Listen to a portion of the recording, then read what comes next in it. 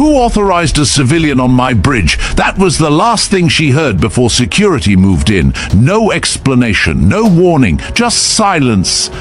And then the room turned on her. She didn't resist. She didn't beg. She just walked away, quietly. Behind her, dozens of eyes followed, then turned away as if she had never existed. But 90 minutes later, as a billion-dollar defense drill unraveled in front of international military leaders, she came back, and when she entered that code, when the system obeyed her and no one else, everything changed. Have you ever underestimated the quiet one? You're watching Veteran Biker. If you believe true power doesn't wear rank, drop a 1 and subscribe for more stories like this. Let's begin. The USS Vanguard, a fortress of steel and kinetic might, sliced through the aquamarine expanse of the South Pacific. Its massive frame, a triumph of engineering and military design, hummed with a life of its own, a constant low-frequency vibration that was the very heartbeat of the vessel. Inside this behemoth, at its strategic core, lay the bridge, a vast semicircular command center where the future of naval warfare was being rehearsed. Sunlight filtered through the thick reinforced glass of the forward windows, cast an ethereal sheen on the polished surfaces, illuminating 100 faces etched with intense focused concentration. This was not a day for routine. This was the dawn of Operation Trident Wall, a high-stakes multinational missile defense simulation that had been meticulously planned for years. The stakes were impossibly high. 4 allied nations had sent high-level observers, their presence a silent but palpable judgment. The credibility of the U.S. Navy and, by extension, the global defensive posture it represented hung in the balance. Admiral Rourke Hayes, a man whose reputation was as unyielding as the steel hull beneath him, stood at the command position. His dress uniform, perfectly pressed, reflected the morning light. He surveyed his bridge with the proprietary pride of a monarch looking upon his kingdom. Every sensor, every console, every man and woman on this deck was a part of a finely tuned machine, a testament to his leadership and a reflection of his own tactical genius. His posture was an unspoken declaration of his absolute control, his authority a force that filled the room. He felt a surge of professional satisfaction as his crew moved with practiced efficiency, each person a vital cog in the complex clockwork of command. Among this symphony of controlled chaos, there was one note that seemed out of place. Evelyn Shaw stood quietly by the navigation console, her presence so understated as to be almost imperceptible. She wore a simple, functional navy pantsuit that was neither expensive nor cheap, designed with the specific intent of drawing no attention to itself. Her silver-streaked hair was pulled back into a severe bun, a look of simple professional efficiency. She wasn't a part of the crew, yet she moved with the purpose of someone who belonged there more than anyone else. Her eyes, a pair of dark, intelligent pools, tracked the flow of data on the displays with a practiced ease, occasionally dipping down to make a precise note in the small, black notebook she held. She was a master of invisibility, a talent she had refined over decades of operating just outside of everyone's field of vision. It was a skill more valuable than any weapon, more effective than any uniform. Lieutenant Vega, the communications officer, passed by her console, her movements quick, her focus total. Her eyes, trained to scan for anomalies in data streams, slid right over Evelyn without a flicker of recognition. 3 analysts huddled nearby, discussing trajectory calculations in hushed, jargon-filled tones, their gazes bypassing Evelyn as if she were a piece of inert equipment. She was a ghost in the machine, and she preferred it that way. Invisibility was not a form of weakness, it was an impenetrable form of armor she had cultivated with deliberate care. The silence on the bridge was a living, breathing thing, punctuated by the soft beeps and clicks of 100 different systems and the low, professional murmurs of the crew. But that fragile symphony was shattered when Admiral Hayes finally noticed her. His reaction was not one of curiosity, but of immediate, cutting anger. "Who authorized a civilian on my bridge during pre-drill procedures?" His voice, a resonant baritone, sliced through the ambient chatter like a knife, silencing every conversation, every whisper. All eyes turned to Evelyn. In a world of stark order and defined roles, she was a glaring anomaly. She seemed to have appeared from nowhere, and no one, not a single person, stepped forward to claim responsibility for her presence. The weight of 100 pairs of eyes settled on her shoulders, but she did not flinch. She had endured far worse than a moment of fleeting discomfort. Without a word, she simply closed her notebook, her eyes moving across the faces on the bridge, assessing every single reaction. She catalogued those who seemed genuinely confused, those whose suspicion was feigned, and most importantly, those who showed a flicker of recognition. The latter category, she was relieved to note, was almost non-existent. It was exactly as it should be. Lieutenant Commander Rain, the ship's executive officer, approached the Admiral, his voice lowered slightly, a gesture of deference that did nothing to hide the professional anxiety in his tone. "Sir, security protocols indicate all civilian observers should be in the designated viewing area." He wasn't defending her, merely reinforcing the rules, a subtle reminder of the rigid protocol that governed this vessel. Evelyn remained silent, her composure absolute. Admiral Hayes's gaze was hard, cold, and unwavering. "Security, escort this woman to the visitor quarters," he ordered, the finality in his voice leaving no room for argument. "She has no business here." A security officer, professional and firm, stepped forward. "Ma'am, you'll need to come with me." From a nearby console, Ensign Micah Trillon, a young officer brimming with an overabundance of ambition and a scarcity of experience, leaned over to a colleague. A sneer of public amusement twisted his lips. "Looks like someone's tour group took a wrong turn," he murmured. A jibe meant to be heard. A few junior officers suppressed smiles, sharing a moment of shared disdain for the unauthorized civilian. Evelyn's face remained a mask of impassive calm. She betrayed no emotion, no hint of the humiliation that such an open mockery might provoke. She simply turned and followed the security officer toward the exit, her head held high, her back straight. Behind her, the whispers began, a current of low-level gossip that rippled through the bridge. "Probably some bureaucrat's assistant," one officer scoffed. "Defense Department pencil pusher," another added with disdain. "How'd she even get clearance to board?" The questions were rhetorical, laden with the scorn of a world that valued tangible rank and visible authority above all else. They were a collective dismissal of a woman who didn't fit into their neat, ordered universe. But not everyone joined in the chorus of mockery. From the far left console, Commander Leighton Voss, silent and seemingly preoccupied with telemetry updates, looked up just as Evelyn crossed the threshold. His gaze locked onto hers for only a second, neutral, unreadable. But beneath the surface was the unmistakable glint of recognition. Then he looked away, as if nothing had happened. But one man on the bridge did not join in the chorus of mockery and dismissal. Commander Jules Rain watched her departure with an expression that was utterly unreadable. His gaze was not one of disdain, but one of intense, almost forensic calculation. Unlike the others, he remained silent, his eyes tracking her until the heavy metal door of the bridge hissed shut behind her.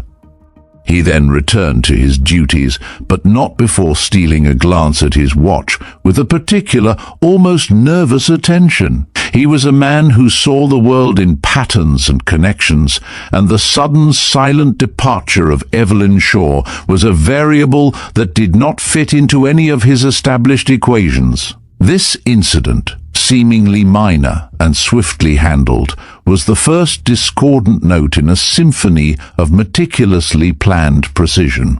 The USS Vanguard was a symbol of American naval supremacy, and the eyes of the world, represented by the 4 Allied observers, were watching closely. Any failure, any sign of a crack in the armor, could be interpreted as a sign of weakness.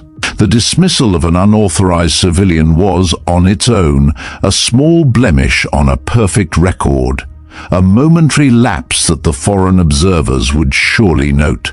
One Korean attaché whispered to his colleague, who nodded gravely, a small shared moment that spoke volumes about their skepticism.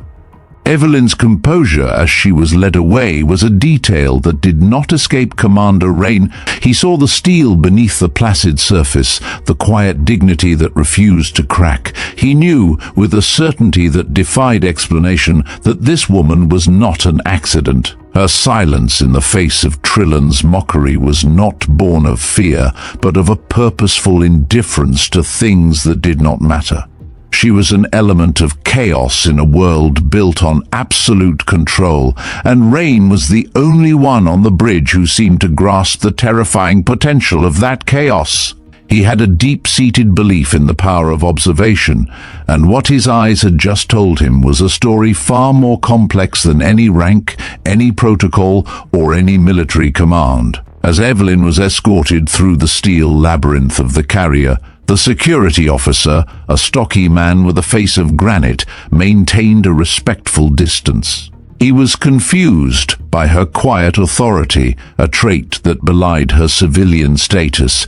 They passed through 3 security checkpoints, each a sterile, controlled environment. At each, the security officer had to state his purpose. Civilian found on bridge, Admiral's orders to escort to visitor quarters. At the 3rd checkpoint, an older chief petty officer with a face weathered by decades at sea looked up. His eyes met Evelyn's for a fleeting moment. His expression, carefully neutral, gave away nothing but a subtle, almost imperceptible nod passed between them. "Understood.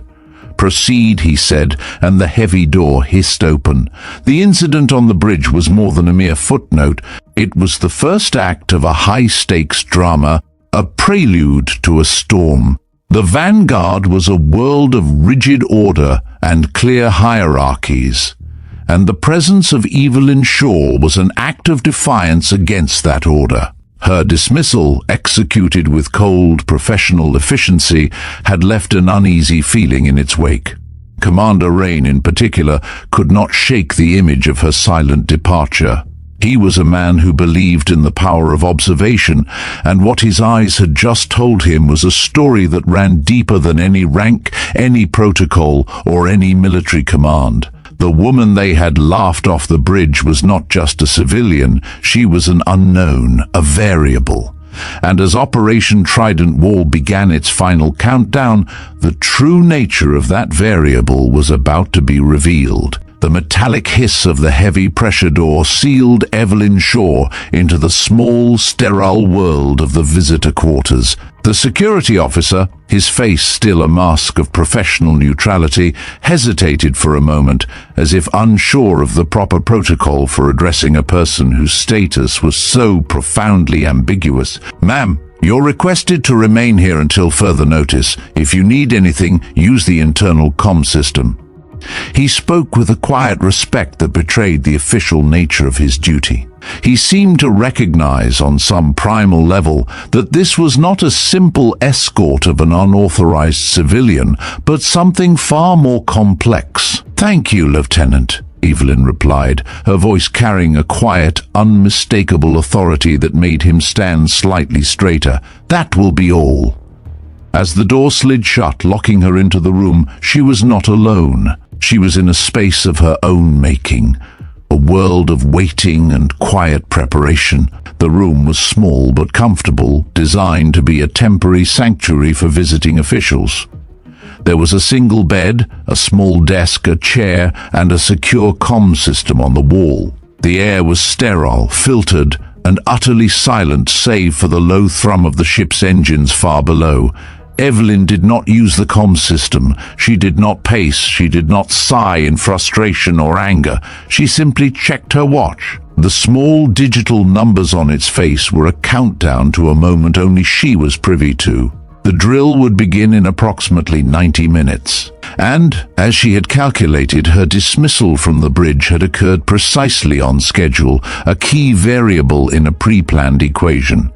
She was not a victim of protocol, she was a master of it. She sat down at the small desk and reopened her notebook. The crisp, clean pages held a series of meticulous, handwritten notes, observations from the bridge. She reviewed them with a quiet intensity, her eyes scanning for any deviation from the expected course of events. Commander Rain's calculating gaze, the subtle, unspoken glances between the foreign observers, Ensign Trillan's public mockery, all of it, she noted with a calm certainty, had proceeded according to plan. She had not been dismissed for being a simple civilian. She had been dismissed to trigger a series of events that would unfold in her absence. The entire protocol was a shield, a necessary concealment of her true role until the moment it was required. Admiral Hayes, in his rigid adherence to the rules, was a tool in a game he didn't even know was being played. With her review complete, she turned to a fresh page in her notebook. Her pen, a simple black instrument, moved with a precise, deliberate grace. She began writing a sequence of numbers and letters, a 16-digit code that was both a key and a weapon. The characters were not random. They were a complex sequence of alphanumeric characters, a master override woven from the very fabric of the system's architecture. As she wrote, her mind replayed the moment of her last confrontation with Admiral Hayes, the anger in his voice, the pride in his command. She harbored no resentment. Her job required that she be a phantom, a whisper in the halls of power. Recognition in her line of work was a liability. The humiliation of being dismissed was a small price to pay for the preservation of her cover. When she finished, she tore the page from the notebook, folded it with the practiced care of a veteran professional, and tucked it into a hidden inner pocket of her coat. Then she waited. The minutes ticked by with a slow, deliberate cadence. She was not a woman of impatience. She was a woman of patience, a practitioner of the art of waiting. She had spent a career in the shadows, waiting for the precise moment to act. 87 minutes later, as the ship prepared for the climax of its massive drill, a soft, deliberate knock came at her door. The weathered chief petty officer from the 3rd security checkpoint stood outside, his posture suggesting a casual visit, but his eyes held an unspoken urgency. "Director, it's time," he said simply when she opened the door. Evelyn nodded, her face betraying nothing, and followed him into the corridor.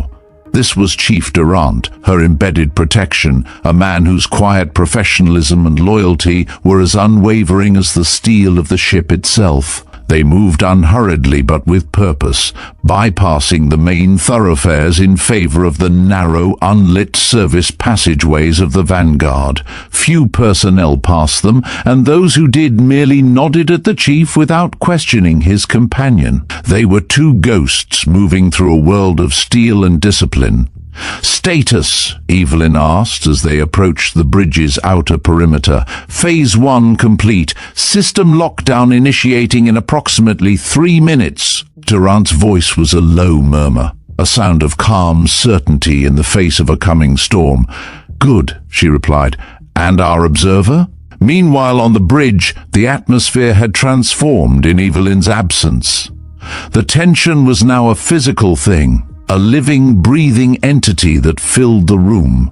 Representatives from the 4 allied nations stood in the observation area, their uniforms crisp, their faces a mix of anticipation and silent judgment.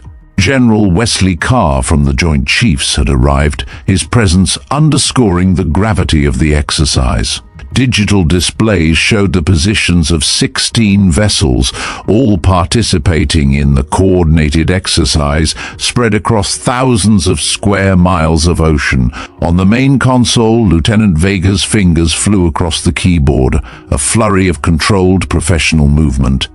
"Operation Trident Wall commencing in 3 minutes," she announced, her voice clear and professional. "All stations report ready status."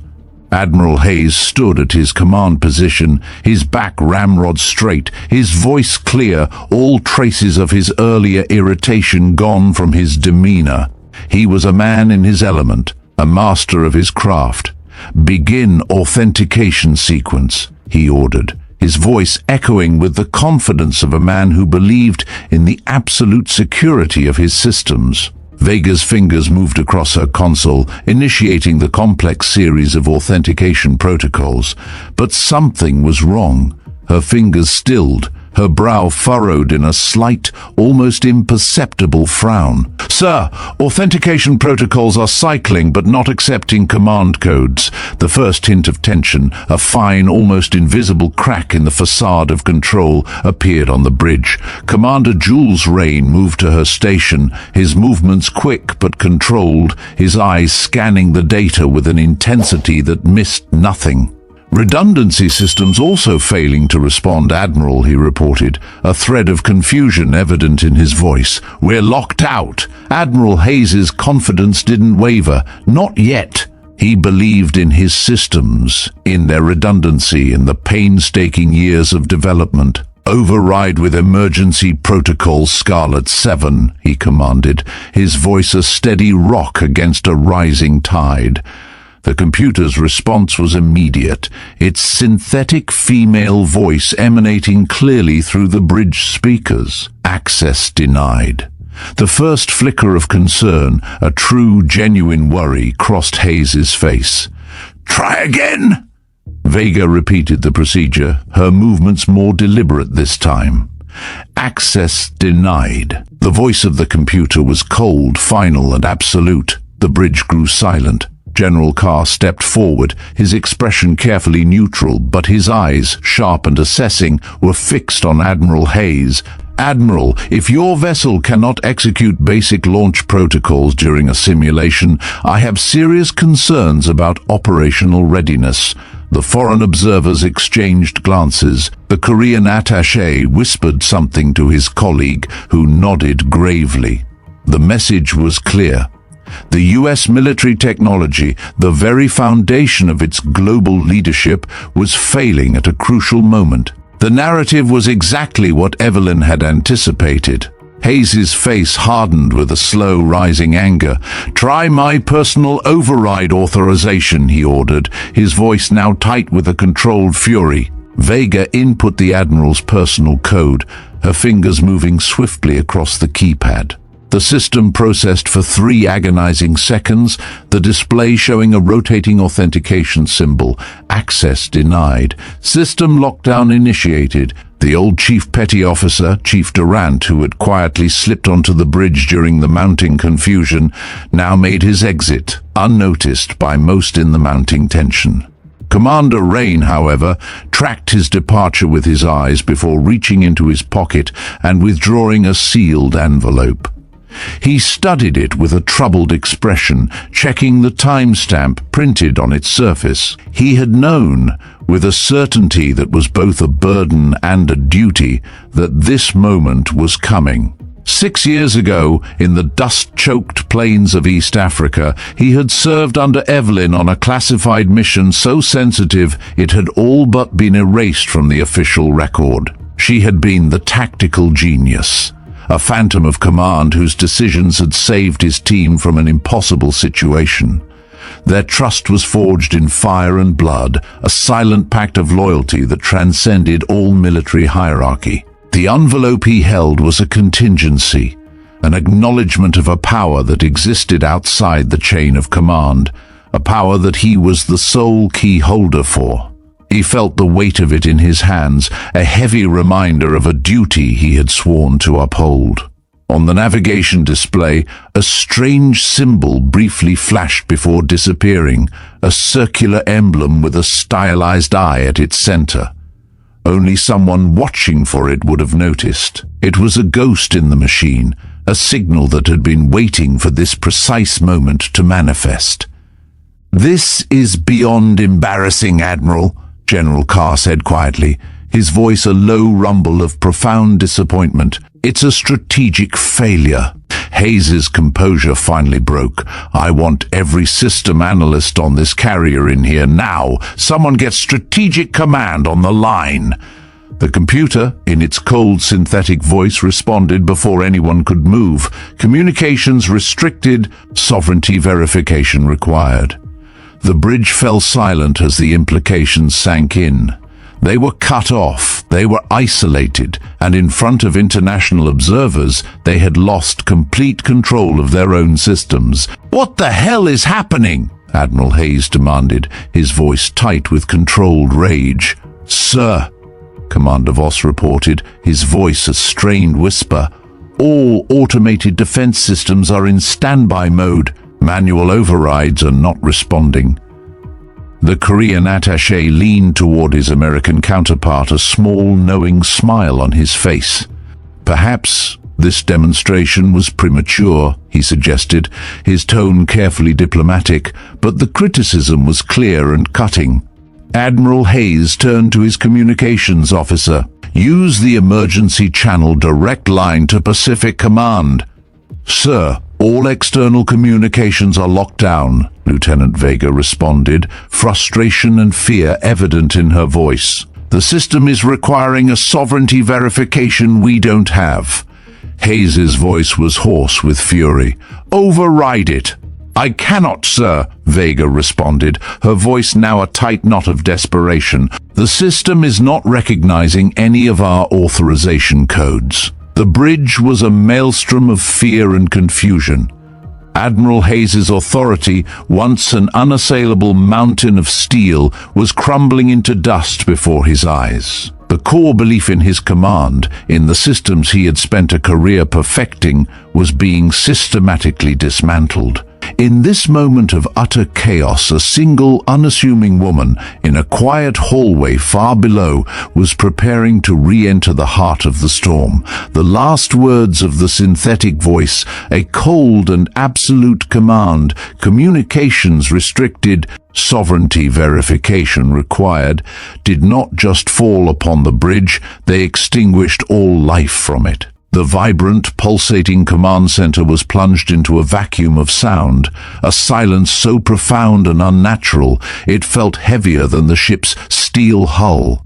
Gone were the rhythmic clicks of keyboards, the low, professional murmurs of the crew, the distant chatter of 100 systems in perfect harmony. In their place, a chilling quiet settled in, punctuated only by the faint, rhythmic hiss of the ship's environmental systems and the ragged breaths of 100 men and women staring at their dead consoles. It was the silence of a heartbeat that had stopped, a machine that had seized. Admiral Hayes stood at his post, a statue of disbelief. The pride that had radiated from him moments ago had been replaced by a deep, hollow dread. He was a man who had built his career on order, on the belief that a well-run system was an unassailable force. Now that very system, his own creation, his own ship, had betrayed him. He felt a wave of cold, clammy sweat on his brow, the physical manifestation of a professional and personal catastrophe.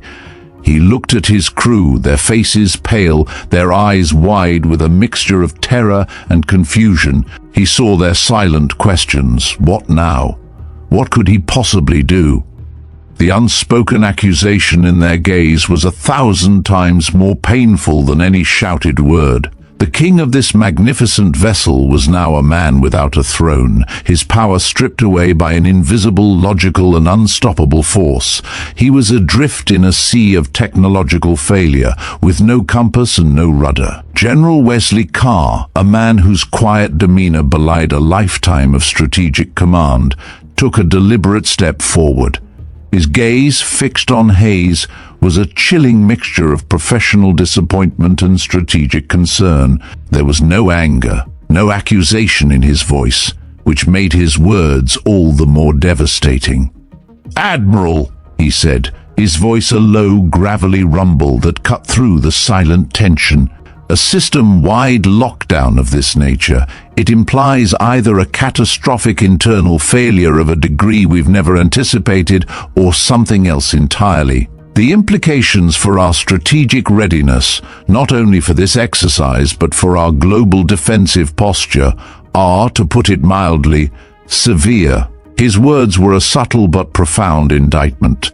A carefully worded public execution of Hayes's authority that was all the more brutal for its politeness. The foreign observers, once a picture of detached formal curiosity, were now a chaotic flurry of whispers and agitated movements.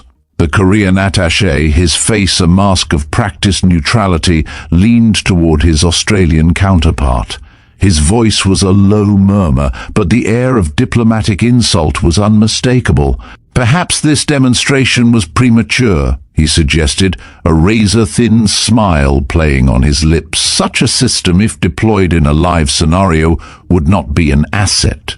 It would be a liability. The other observers, a Japanese naval commander and a British military official, nodded gravely, their pens scratching furiously on their notepads. Their mission was to evaluate, to observe, and what they were witnessing was a public, undeniable failure. A deep, pervasive wave of professional shame washed over Hayes. The whispers of the foreign dignitaries were like 1,000 tiny needles, each one puncturing the last vestiges of his composure. The credibility of the United States as a global military leader was being dismantled, one agonizing second at a time. Amidst this maelstrom of fear and humiliation, Commander Voss stood by the navigation console, a silent sentinel. He felt the weight of the crew's gaze, their silent plea for someone to take charge. But his loyalty was to a different creed, a different, higher command that was invisible to everyone else on the bridge. His mind, once a whirlwind of tactical data, was now a vivid gallery of memories from 6 years ago. The heat-hazed plains of East Africa, the grit of sand in his teeth, the impossible situation they had been trapped in. An enemy force superior in numbers and position had them surrounded.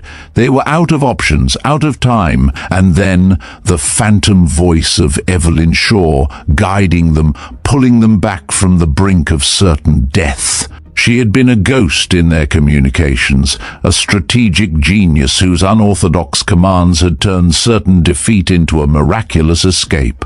Their trust had been forged in that crucible of fire and blood, a silent, unbreakable bond that transcended all military hierarchy. She had been their shadow, their unseen hand, the ultimate authority in a mission where official rules had ceased to exist. He reached into his pocket and felt the weight of the sealed envelope, the physical embodiment of that trust. He had been given explicit orders, a precise protocol to follow in the event of this very contingency. His loyalty was not to the man in front of him, but to the institution he served, and the unseen layers of protection that kept it safe. He felt the cold, hard reality of the choice he had to make. To obey his admiral and watch the ship fail, or to defy him and uphold a higher, more sacred trust. He took a deep, shuddering breath, the air in his lungs a cold, heavy weight. On the main display, a new, unauthorized image flickered and then vanished. It was a circular emblem with a stylized eye at its center, an arcane glyph in a sea of flashing red warnings. It was a ghost in the machine, a signal that only a select few would ever recognize. Voss saw it. His mind, trained to observe every detail, registered it with an immediate and chilling clarity. It was the mark of the shadow program, a sign of sovereignty and control from a level of authority that was not on any official chart. He knew in that instant that the time for waiting was over. General Carr, too, caught a fleeting glimpse of the symbol, his eyes narrowing imperceptibly, a brief flicker of grim recognition that he quickly suppressed. Hayes, his hands clenched into white-knuckled fists at his sides, now felt his carefully cultivated composure splinter and give way to a raw, unmitigated rage. The terror of the unknown, the chilling realization that his command was a hollow shell, was 1,000 times worse than the failure itself. "What the hell is happening?" he bellowed, his voice cracking with a desperate, frantic energy that echoed in the silent, paralyzed command center.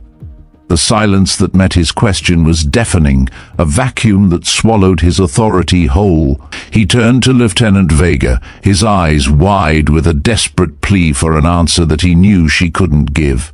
"Sir," Commander Voss reported, his voice a strained whisper that carried a profound and terrible finality, "all automated defense systems are in standby mode.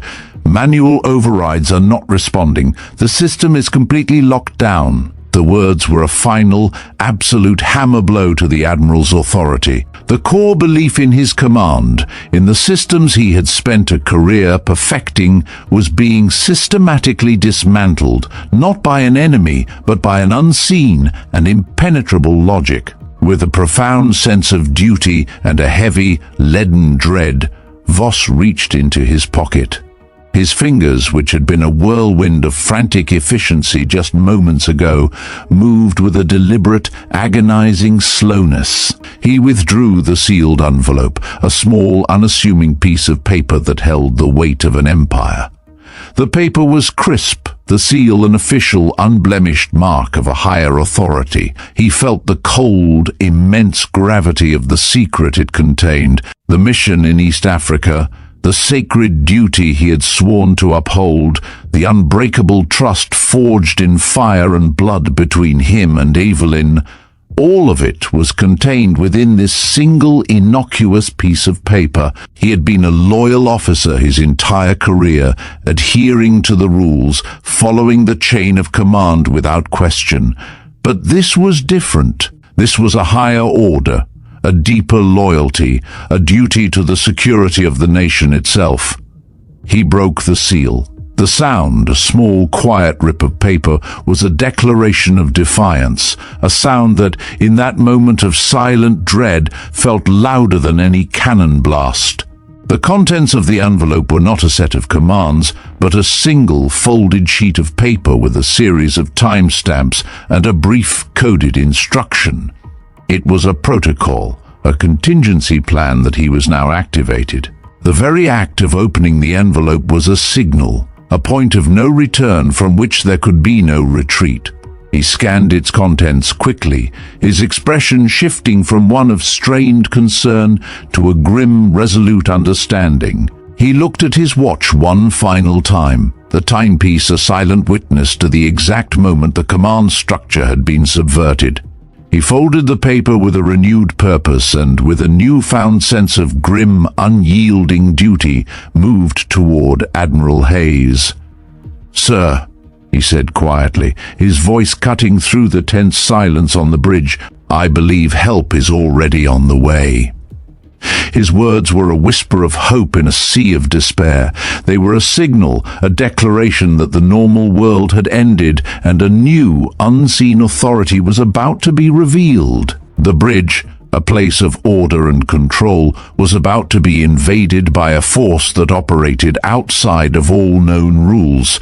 The stage was set. The moment of reckoning had arrived. Evelyn Shaw, the woman they had laughed off the bridge, was about to walk back into the heart of the storm and reclaim control. The tension on the bridge was a palpable physical presence, a coil wound to its breaking point. All eyes, once fixed on the Admiral, now shifted to Commander Voss, his face a grim mask of resolve. His quiet words had ripped a hole in the fabric of their reality, and through it, the unknown was about to emerge. The soft mechanical hiss of the heavy metal doors sliding open was a sound that seemed to cut through the bridge's terrified silence like a scalpel. Every head turned in unison toward the entrance, 100 pairs of eyes fixed on the figure who now stood framed in the aperture. It was Evelyn Shaw, but the woman who walked onto the bridge was not the same woman who had been escorted off just minutes before. The simple, functional navy pantsuit was identical, the silver-streaked hair still pulled back in a severe, unassuming bun, and yet the very essence of her had been transformed. Her posture, which had been one of quiet, almost apologetic invisibility, was now a portrait of absolute, unyielding command. She walked with a purpose that was not hurried but deliberate, each footfall a statement of ownership. It was not a physical change, but a metaphysical one, as if a profound and hidden source of power had been suddenly switched on. The crew's silence, a vacuum of professional despair, was now a silence of stunned, wide-eyed confusion. The woman they had mocked, the civilian they had dismissed, was now walking back into the heart of the crisis with a quiet confidence that was 1,000 times more intimidating than any show of force. Admiral Hayes's face, which had been a mask of public humiliation and professional failure, contorted with a renewed wave of fury. He felt a profound sense of impotent rage at this blatant defiance. "I ordered you confined to visitor quarters," he bellowed, his voice trembling with a mixture of disbelief and an authority that was rapidly losing its grip. "Security! Remove this woman immediately!" His command, once an absolute, unassailable force, now felt hollow, an empty declaration of power that no one seemed to believe. Two security officers, their hands moving instinctively toward the sidearms holstered at their hips, advanced to intercept her. Evelyn did not acknowledge the Admiral. She did not even look at him. Her gaze was fixed on the command console, her path as direct and unwavering as a laser beam. The security officers, their faces a mix of professional duty and gut-level confusion, took a step into her path. But before they could act, a voice cut through the Admiral's futile rage. "Let her pass," Commander Voss said, his voice quiet, but carrying an unexpected authority that defied all protocol. His command was not a suggestion, it was an absolute order that left no room for doubt. The security officers froze, their gazes darting between Admiral Hayes and Commander Voss. They were caught in an impossible moment of conflict, torn between the Admiral's direct order and the executive officer's strange, silent command. In that single, agonizing moment of uncertainty, a moment that felt like an eternity, Evelyn continued forward, her pace never faltering. She was a force of nature, and the security officers were like men trying to hold back the tide. General Carr, who had been observing the chaos with a carefully neutral expression, now narrowed his eyes. He took a small half-step forward, but then deliberately stepped back, choosing to observe rather than intervene. His expression shifted from confusion to something else entirely, a slow, dawning recognition that painted a grim, knowing look across his features. He understood what was happening, and he knew that interfering now would be a mistake of a monumental scale. "What is the meaning of this?"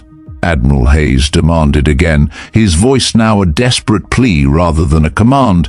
But the question was rhetorical, for the meaning was about to be made manifest. Evelyn reached the console, her movements a portrait of practiced fluid grace. Without a moment's hesitation, she entered a 16-digit code from memory, her fingers dancing across the keypad with a precise, haunting rhythm. The system, which had been silent and locked down, suddenly came to life with a jolt of energy. The screens, which had been dark and unresponsive, began to flicker and glow. A cascade of green alphanumeric characters scrolled across the displays, a silent, beautiful symphony of data. The entire bridge held its collective breath, every eye fixed on the console, 100 men and women waiting for a verdict from a machine. Sovereign override accepted, the computer announced, its synthetic voice now carrying a note of difference that had been absent before. Shadow protocol authenticated. Welcome, Director Evelyn Shaw. The main screen, which had been a dead expanse of flashing red warnings, suddenly switched to a stark black interface. Below the welcome message, a classification appeared that made several officers inhale sharply. Shadow 7 Authority active. Below it, a security clearance level that most in the room had never seen before appeared, designated by a simple black hexagon with a single white marking at its center. Admiral Hayes's face drained of all color as the full weight of the truth struck him. He looked at Evelyn, no longer a civilian but a master of his domain, and his entire world-view was shattered. His eyes darted from Evelyn to Commander Voss, who now stood with an expression of grim resolve. His gaze finally settled on General Carr, who wore a cold, knowing look that confirmed everything. The Admiral opened his mouth to speak, but no words came out. His understanding of command, of hierarchy, of the very structure of the military he had dedicated his life to, was being fundamentally rewritten in a matter of seconds. The woman he had dismissed as a civilian had just usurped his command and revealed a level of authority that was not on any official chart, a clearance that was, by all accounts, a ghost in the machine. Then came the twist. The black screen did not simply unlock the Vanguard's local systems. Instead, a series of complex data streams began to flow across the display. Sovereignty protocol syncing across fleet-wide defense grid, the system announced, initiating multi-vector validation, all operational security parameters now under Shadow 7 authority. The full, terrifying scope of the exercise was revealed. The system lockdown on the Vanguard was not a failure of a single ship. It had been a pre-planned multi-vector test of the entire fleet-wide defense grid, designed to look like a drill error but was, in fact, a simulated infiltration attempt to expose vulnerabilities. Evelyn's entry of the override code was not just about unlocking one ship, it was about asserting control over an entire network, a test of the ultimate fail-safe. The drill, they now realized, was not about defending against a missile. It was about defending against an attack on their own command systems, and the failure had been an intended part of the test. General Carr, now watching the screen with a grim fascination, approached Admiral Hayes. "You've never met a Shadow Director before, have you, Admiral?" he asked quietly, his voice a low, gravelly whisper that cut through the silence. "They're embedded in all strategic installations. They hold ultimate override authority, answerable only to POTUS and the Joint Chiefs." Hayes's voice was a barely audible whisper. "Why wasn't I informed?" "That's the point, Admiral," General Carr replied, his voice cold and devoid of all sympathy. "If you knew, so might others. And the entire purpose of the program is to operate in the deepest shadows, to be the last line of defense against the unseen threats." Evelyn, with her fingers still moving across the console with a practiced precision, was now a new, entirely different figure on the bridge. The quiet, unassuming civilian was gone, replaced by a force of nature, a living embodiment of the ultimate authority. As she worked, status indicators on the display changed from red to green across the board. Systems came back online one by one, each activating with a soft chime of confirmation. The bridge crew watched in stunned silence as she navigated security protocols that had stymied their best efforts, her movements a ballet of professional grace. She was a master, and they were all her students, watching in awe as she effortlessly repaired the very system that had brought their world to a grinding halt. The atmosphere on the bridge was now entirely transformed. The despair and panic were gone, replaced by a new, heavy silence of shock and dawning realization. The woman they had dismissed and mocked now commanded a level of authority that superseded everyone present, including the Admiral. The revelation created an almost physical pressure in the room, a collective realization that they had been working alongside someone whose true purpose and power had been deliberately concealed from them all. The truth, once revealed, was more terrifying and humbling than any failure could have been.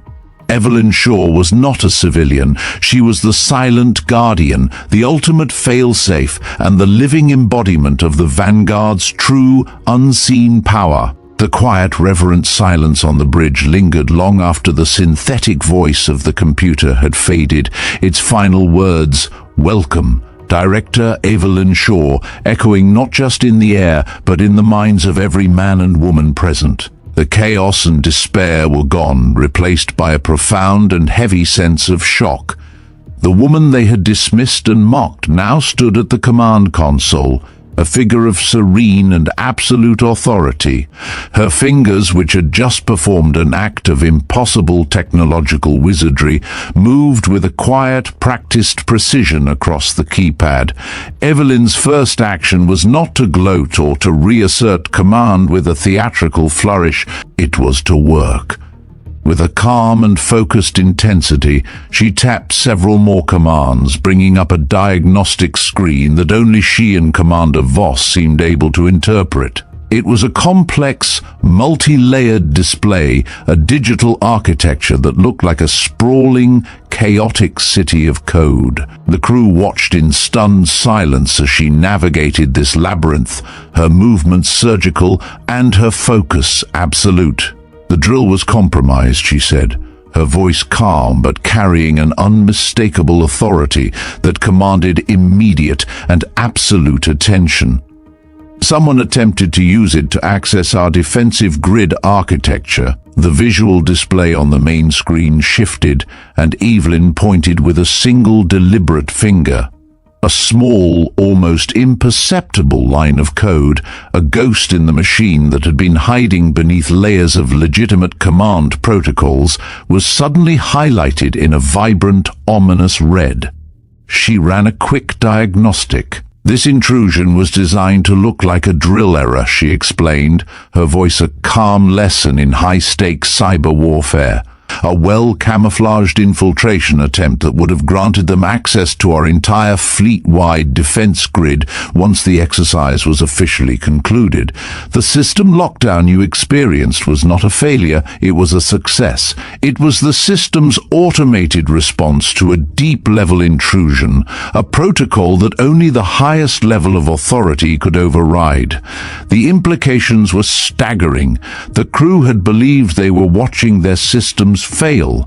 In reality, they had been watching their systems defend themselves, their integrity preserved by a protocol that operated outside of their knowledge and their very command structure. A profound realization swept through the bridge. The failure had been not in the machine, but in their understanding. The very protocol that had caused them such professional shame had in fact saved them from a strategic catastrophe. Evelyn tapped a final series of commands. "The breach has been isolated," she said simply, her words a final seal on the crisis. "The malicious code is now quarantined and being analyzed. You may proceed with the drill, Admiral." Her words were a final, stunning act of deference to a man who, moments before, had lost all authority. For several seconds, Admiral Hayes seemed unable to respond. The power dynamic on his bridge had shifted so dramatically that he appeared to be recalibrating his entire understanding of his command. His face, once a portrait of fury and humiliation, was now a mask of profound shock and newfound humility. He straightened his uniform, composing himself with a visible, palpable effort. He had been a king, and now he was a subject. The emotional journey from absolute command to humbled understanding was written all over his face. Finally, he spoke, His voice, when it came, was not the booming command of a king, but the quiet, measured tone of a man who had just learned a hard and humbling lesson. "Director Aldridge," he said, using her formal title for the first time, his words carrying a weight of professional respect that had been absent before. "I apologize for the misunderstanding earlier. My actions were based on protocol, and I regret any personal offense." Evelyn turned to face him fully. For the first time, she allowed the full weight of her experience and authority to show in her expression. Her eyes, which had been placid and focused, now held a deep, unshakable steel. There was no anger, no triumph, only a profound and weary understanding. "There was no misunderstanding, Admiral," she replied, her voice calm but carrying the finality of a judge. "Your security protocols functioned as they should. My role requires invisibility. You identified an unauthorized presence and responded appropriately. That is not something to apologize for. It is something to take pride in." The bridge crew watched this exchange in a stunned, captivated silence. The woman they had dismissed and mocked now commanded a level of authority that superseded everyone present, including the Admiral.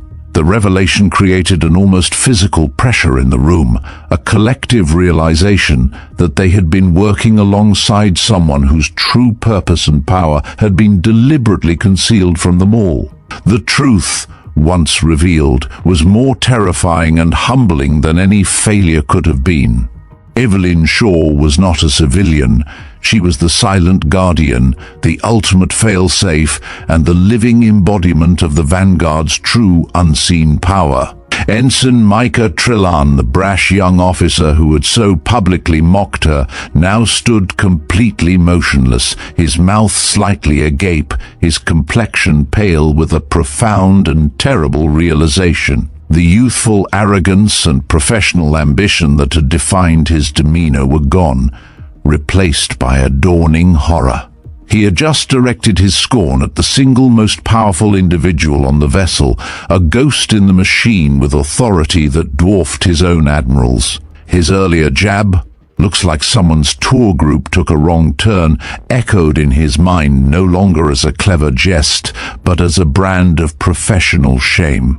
It was a public declaration of his own profound ignorance, an indelible mark of his failure to see beyond the surface of a person and the rigidity of rank. The lesson was one he would carry with him for the rest of his career, a brutal and humbling professional trauma.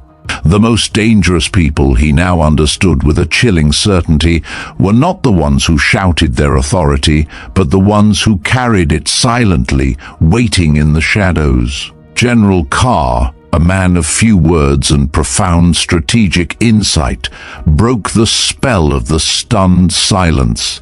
He cleared his throat, a small, quiet sound that was nonetheless a command.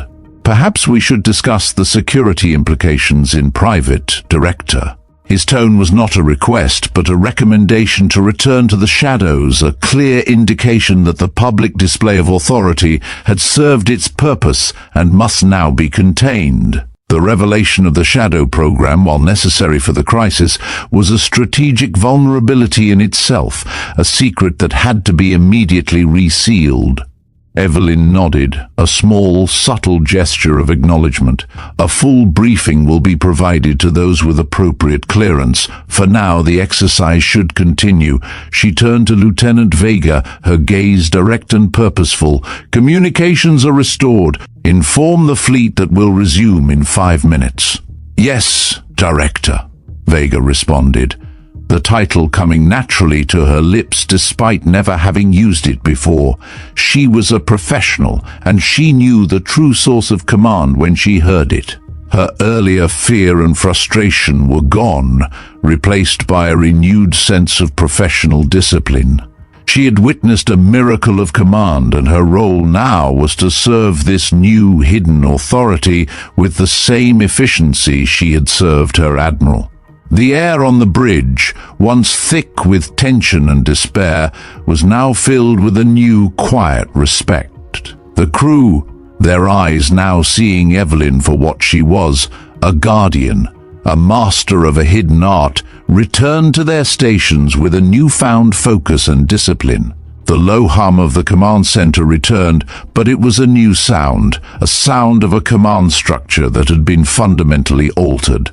The gears of the command center began to turn again, but they were turning under a new, unwritten law. The power dynamic had not just shifted, it had been completely redefined, and everyone on the bridge knew it with a chilling and absolute certainty.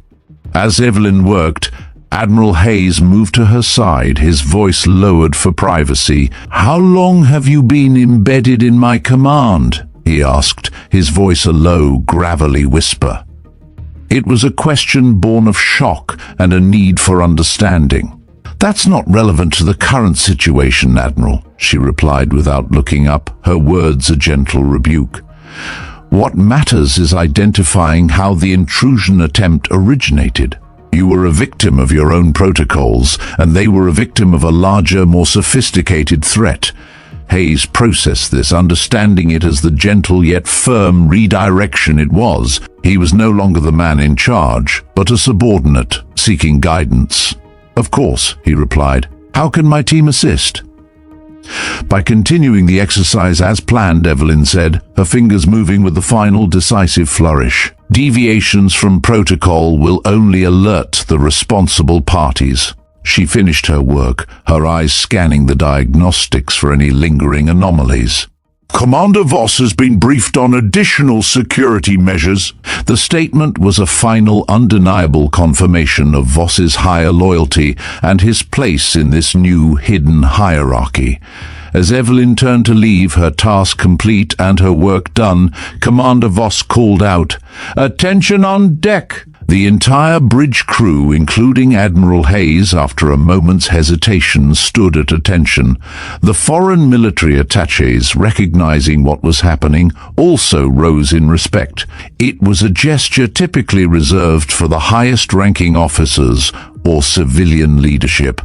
A spontaneous acknowledgement of authority that transcended formal rank. Evelyn paused, visibly uncomfortable with the display. She acknowledged the gesture with a slight, almost imperceptible nod, but said nothing more. As she exited, Chief Durant, the chief petty officer who had been her silent escort, fell in step behind her, his posture revealing that he had been her security detail all along. The bridge doors closed behind them, leaving a transformed atmosphere in their wake. A new order had been established, not through a change of command, but through a revelation of power that had been there all along, hiding in plain sight. The contrast was immediate and profound. Leaving the tense, enclosed world of the bridge, Admiral Hayes and Evelyn Shaw stepped out onto the vast, windswept expanse of the flight deck. The confined, claustrophobic air of the command center was replaced by the open, untamed air of the South Pacific. The low hum of technology was drowned out by the roar of jet engines, the orchestrated chaos of naval aviation. The sun, a swollen orange-red orb, was beginning its slow descent into the sea, painting the clouds in fiery hues of crimson and gold. The sheer scale of the carrier, which had felt so contained inside, was now a stunning, awe-inspiring reality. Aircraft were returning to the carrier, their landings silhouetted against the Pacific sunset, their thunderous approach shaking the very deck beneath their feet. Evelyn, having exchanged her pantsuit for a standard-issue naval windbreaker over her civilian clothes, a concession to the harsh conditions on deck, stood alone at the edge of a designated safe observation area. The wind tugged at the silver-streaked strands of her hair that had escaped her bun. Her posture was one of quiet professionalism, her eyes fixed on the organized chaos of the flight deck, occasionally making notes in the small black notebook that seemed perpetually in her possession. Her presence, once a source of confusion and dismissal, was now acknowledged with curious but respectful glances from the deck crew. Word had spread like wildfire throughout the ship about the morning's events, and the woman who had once been a ghost was now a legend in the making. Admiral Hayes, his uniform still crisp despite the long, draining day, stepped up beside her. For a long moment, both watched the aircraft operations in silence, the roar of the jet engines making conversation impossible. The silence was not a return to the one on the bridge, but a shared moment of professional awe and profound reflection. When a brief lull came, a moment of respite between the thunderous arrivals, he turned slightly toward her. His face, no longer a mask of professional pride, was now a portrait of humbling curiosity. "How long have you been on my ship?" he finally asked, the question carrying the full weight of a man whose understanding of his own command had been shattered and was now being rebuilt. Evelyn turned to face him, the first full, direct conversation they had ever had. 3 years, Admiral." Her voice was calm, measured, and matter-of-fact. The simple statement hung in the air between them, a shockwave of revelation that was far more powerful than any explosion. Hayes' head turned slowly to study her profile, unable to mask his surprise. 3 years, he repeated, the number a heavy, impossible weight. The full, staggering scope of her deception, of her quiet, unseen vigilance, settled on him. He had been in command of the Vanguard for that same amount of time. "I've seen you before," he said, his voice a low, gravelly whisper of memory. "In the officers' mess? The library? I thought you were part of the administrative staff." A small, almost imperceptible smile appeared at the corner of her mouth. "That was the intention," she replied simply. Admiral Hayes looked back toward the horizon, where the sun was now a sliver of fiery orange, sinking rapidly into the sea. "All this time," he said, his voice thoughtful rather than accusatory, filled with a deep sense of a world he hadn't known existed. "You've been evaluating my command?" he asked, a professional assumption that was a natural conclusion for a man in his position. "No," Evelyn corrected gently, her voice a soft, quiet rebuke. "I've been protecting it." The words were a final, profound piece of the puzzle that had been revealed on the bridge. The USS Vanguard was not just a ship to be commanded, it was a strategic asset to be protected from a world of threats that existed outside of the normal chain of command. "From what?"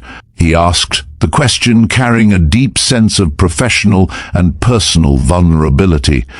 Evelyn considered her response carefully, the roar of a jet engine in the distance providing a brief moment of silent contemplation. "The USS Vanguard represents one of the most sophisticated weapon systems ever deployed," she explained, her voice rising slightly to be heard over the noise. "There are entities, both foreign and domestic, who would exploit any vulnerability they could find.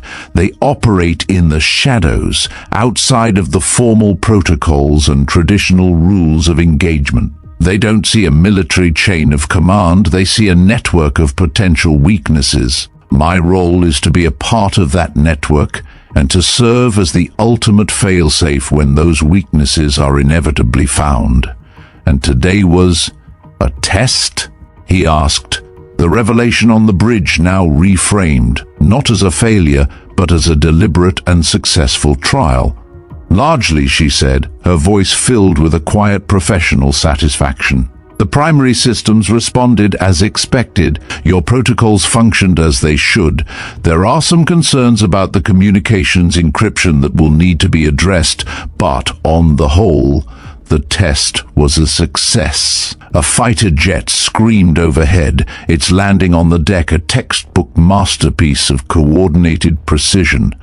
Both of them watched it, a brief, shared moment of professional admiration. "The third wire," Hayes said, a simple, quiet statement of fact. Evelyn nodded in agreement. When the noise subsided, Hayes asked the question that had been troubling him since the morning's events. "Why wasn't I informed of your presence, of your authority?" he asked, the question filled with a mix of frustration and a genuine desire to understand. "Someone needs to be the last line of defense," Evelyn said simply, her gaze now fixed on the horizon where the last sliver of sun was disappearing. Someone without a uniform, without rank or recognition, someone whose authority remains invisible until the moment it's needed most. The Shadow Program, Hayes said. The words no longer a mythical rumor, but a chilling and profound reality. I've heard rumors, never confirmed. Best that it stay that way, Admiral, she replied, a final, quiet truth. He studied her for a moment, seeing her truly for the first time, not just the unassuming appearance she cultivated, but the steel beneath it, the quiet competence that had allowed her to blend seamlessly into his command for years while maintaining a vigilance he hadn't even been aware of. He saw her now not as a woman, but as a force of nature, a part of a larger, more complex machine. "Thank you for your service, Director," he said, his words a final, formal tribute. She gave him a small, genuine smile, the first full one he'd seen. "Just doing my job like everyone else on this ship." As they turned to walk back inside, the deck crew, who had been watching from a distance, paused in their work, standing at attention as she passed. No words were exchanged, but the respect was palpable. News traveled quickly on an aircraft carrier, and by now most of the crew had heard some version of what had transpired on the bridge.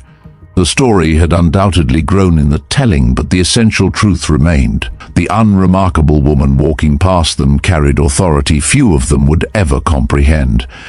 Evelyn acknowledged their respect with simple nods, maintaining the same unassuming demeanor she had cultivated for years. There was no triumph in her expression, no satisfaction at finally being recognized. If anything, she seemed slightly uncomfortable with the attention, preferring the shadows to the spotlight. As they reached the entrance to the carrier's island superstructure, Admiral Hayes paused. "Will you be staying aboard after we return to port?" he asked, a question that was part professional curiosity and part personal farewell. "My assignment here is complete," Evelyn replied. "A replacement will be designated." "Will I be informed who it is?" he asked, a final hopeful attempt to regain some semblance of control over the unknown. She smiled slightly. "What do you think, Admiral?" Hayes nodded, understanding. "Of course not," he said, the words a final, humbling acceptance of his place in this new reality. "Is there anything I should know before you depart?" "Your command is solid," she said, her voice filled with a final, professional certainty. "Your crew is well trained, your security protocols are effective, and your leadership is respected. Those are the things that matter. And the security breach attempt is being tracked. You'll be briefed on any actionable intelligence." They entered the carrier's interior, the relative quiet a stark contrast to the noise of the flight deck. As they walked through the corridors, personnel snapped to attention, their eyes following Evelyn with a newfound awareness. She acknowledged them briefly but didn't slow her pace. "The Shadow Program," Thorne said as they walked. "How many of you are there?" "Enough," she replied. "Distributed across critical infrastructure, military installations, government facilities. All of you operating without recognition. Recognition would defeat the purpose, Admiral. Our effectiveness depends on anonymity." They reached a junction where their paths would diverge, Thorne to the bridge for final operations, Merit to wherever her duties took her. They paused, an unspoken acknowledgement that this conversation represented a unique moment neither had anticipated when the day began. "I'm sorry about this morning," Thorne said. "Had I known," Merit interrupted gently. "You acted exactly as you should have, Admiral. Security protocols exist for a reason. You identified an unauthorized presence and responded appropriately. That's not something to apologize for. It's something to take pride in." Thorne considered this. "Still, I regret the way it was handled." "This isn't the first time I've been escorted off a restricted area, Admiral, and it likely won't be the last. It's part of maintaining the cover." A junior officer approached, hesitated upon seeing them together, then continued with determined professionalism. "Excuse me, Admiral. Commander Okafor requests your presence on the bridge. The final exercise reports are ready for your review." "Thank you, Lieutenant. Tell him I'll be there shortly." The officer acknowledged the instruction and departed, casting one curious glance back at Merritt before disappearing around a corner. "Duty calls," Thorne said. Merritt nodded. "It always does. Will I see you again before you disembark?" "Unlikely. I prefer to exit as I arrived without ceremony." "Then I suppose this is goodbye, Director Aldridge." She extended her hand, a surprisingly formal gesture from someone who had spent years avoiding notice. "It's been an honor serving aboard the Aegis, Admiral." Thorne shook her hand, struck by the strange reversal of their morning encounter.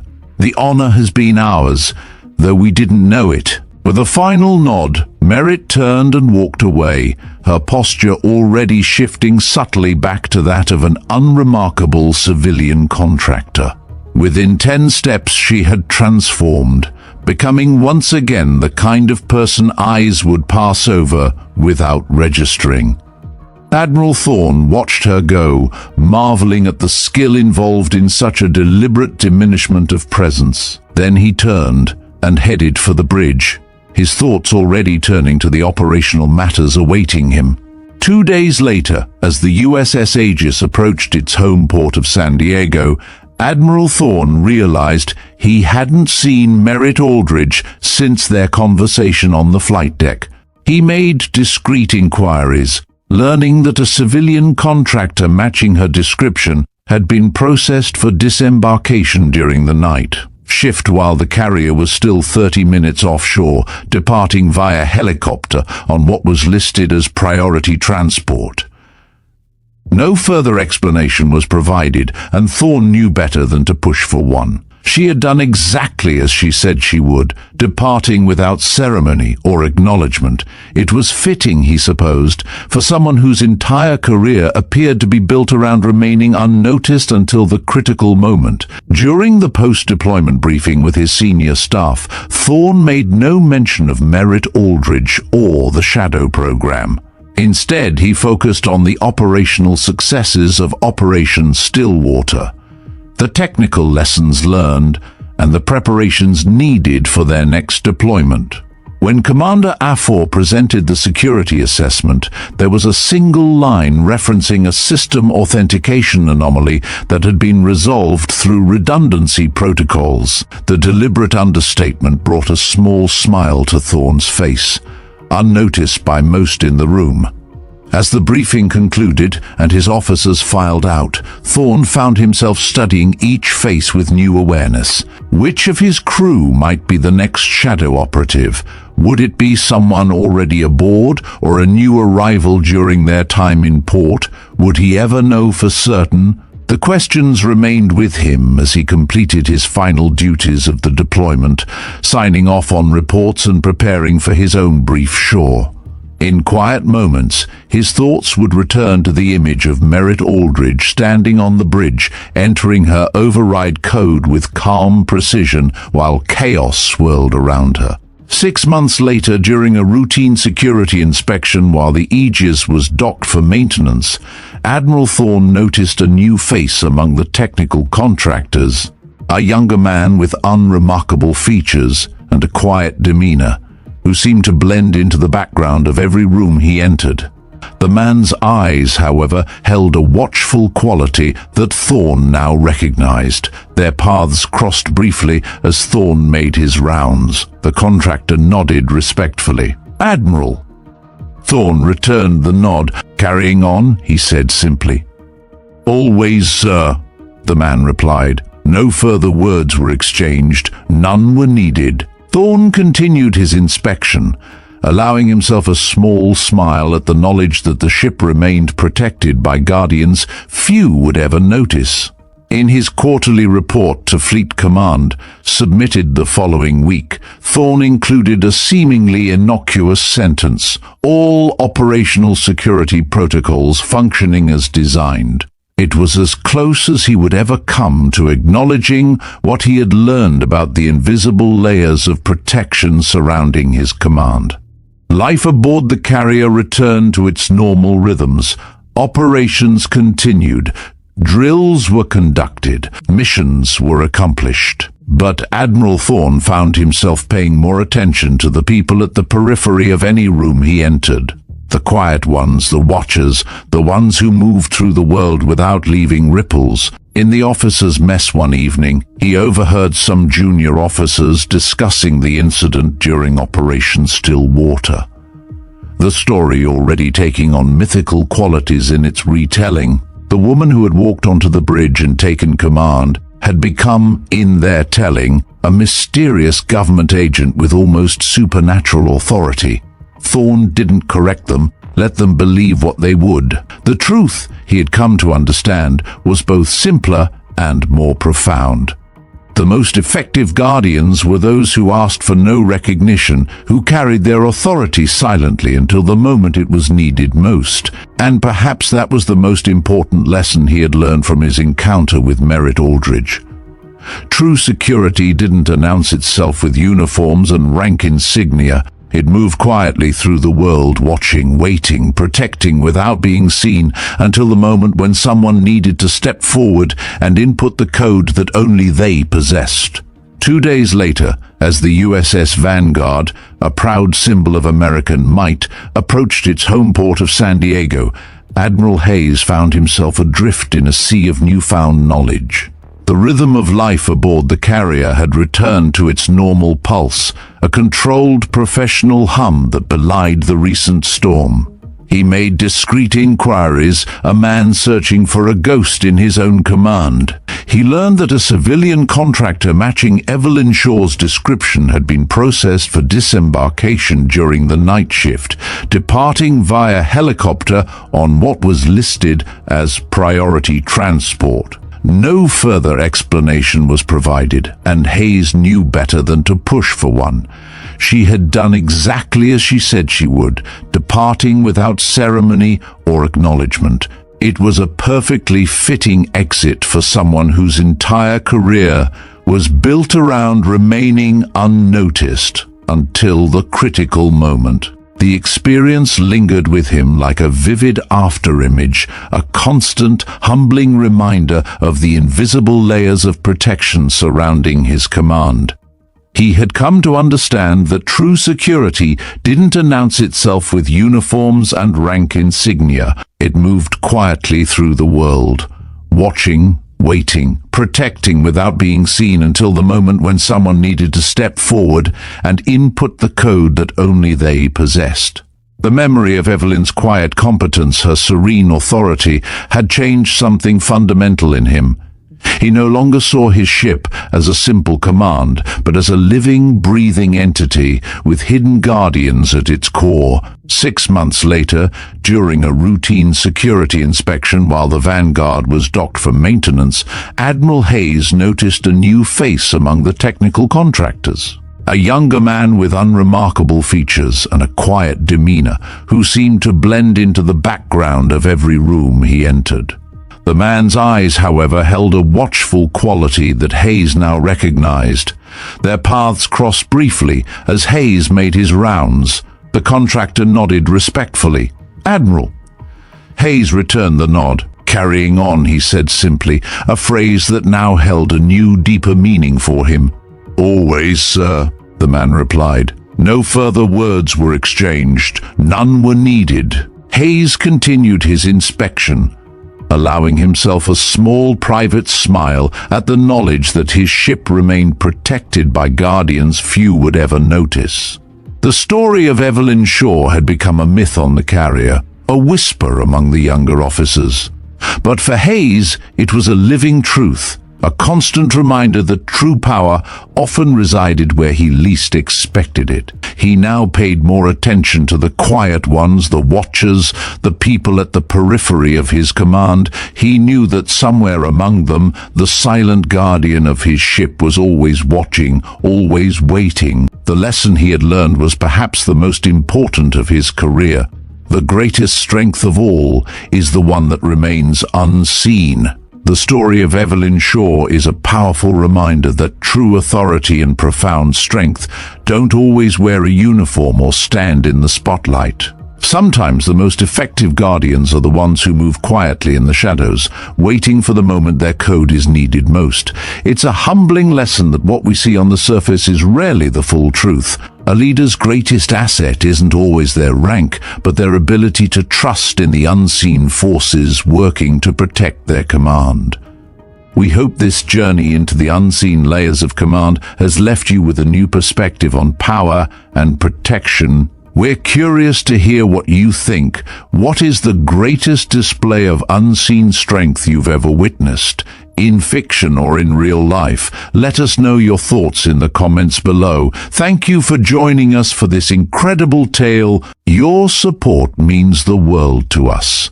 Don't forget to hit that like button and subscribe to Veteran Biker for more stories that challenge your perception of heroes. And for more tales of courage, deception, and hidden power, be sure to check out our other videos on your screen now.